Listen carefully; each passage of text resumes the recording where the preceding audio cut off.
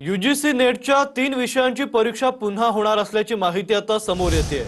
इंग्रजी, कॉमर्स आणि सोशियोलॉजी विषयांची परीक्षा पुन्हा होणार असल्याचं कळतंय। प्रश्नपत्रिकांमध्ये अनेक चुका आणि त्रुटींमध्ये पुन्हा परीक्षा घेण्याचा निर्णय घेण्यात आलाय। 9 आणि 10 सप्टेंबरला परीक्षा पुन्हा घेण्याचा निर्णय एनटीए कडून घेण्यात आलाय।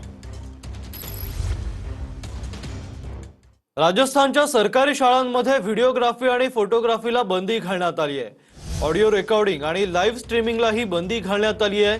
राजस्थानच्या शिक्षण विभागाकडून परिपत्रक जारी करण्यात आलं आहे। इतर व्यक्तींना शाळेत प्रवेशासाठी मुख्याध्यापकांची परवानगी घ्यावी लागणार आहे।